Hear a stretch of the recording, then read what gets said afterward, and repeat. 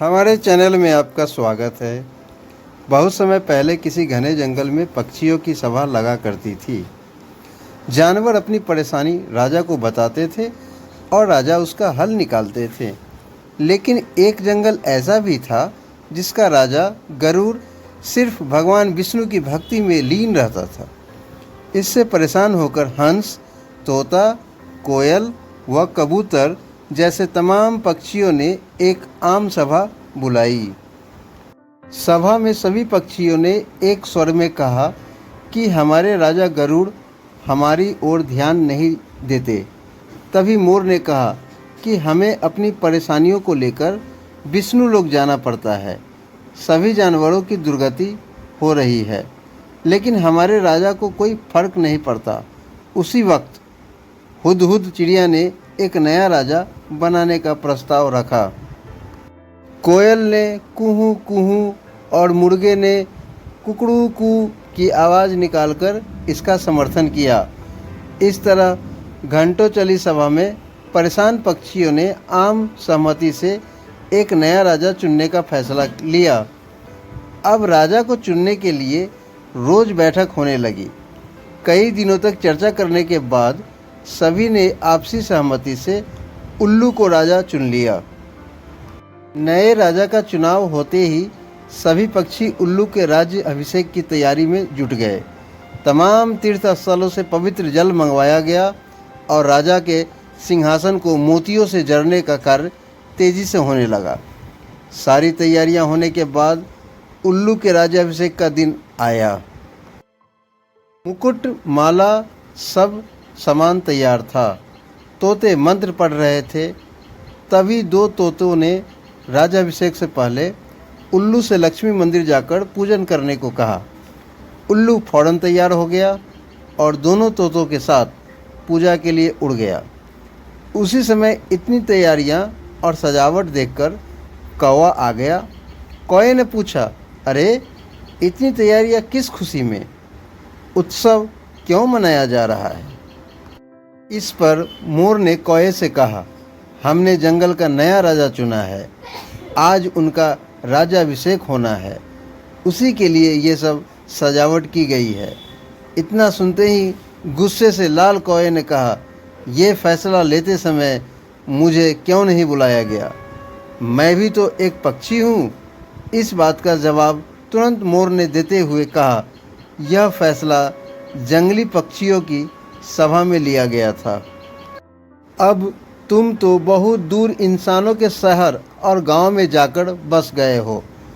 गुस्से में काले कौवे ने पूछा, किसे तुमने राजा चुना? तो मोर ने बताया, उल्लू को। ये सुनते ही कौवा और गुस्सा हो गया। वो अपना सिर जोर जोर से पीटकर काँव काँव करने लगा। मोर ने पूछा, अरे क्या हुआ तुम्हें?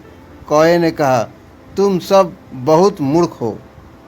तुमने उल्लू को राजा चुन लिया, जो दिन भर सोता है और जिसे सिर्फ रात में दिखाई देता है। तुम अपनी परेशानी किसके पास लेकर जाओगे?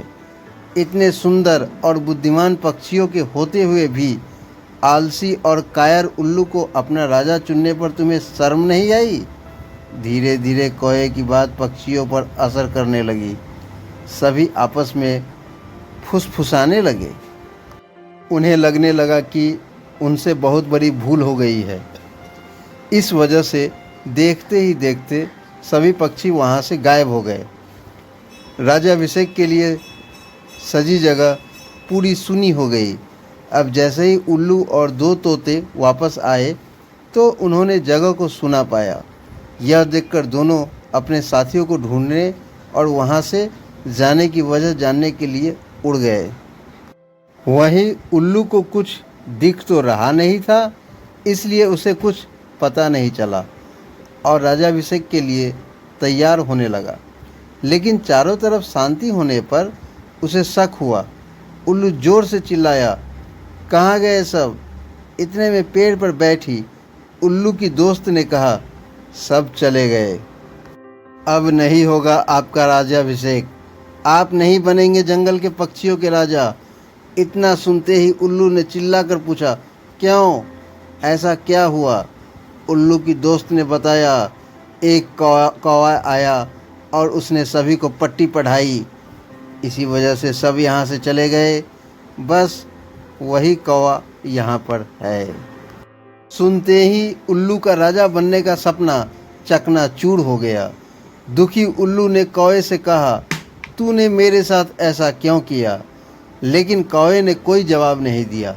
इतने में उल्लू ने ऐलान कर दिया, आज से कौवा मेरा दुश्मन है।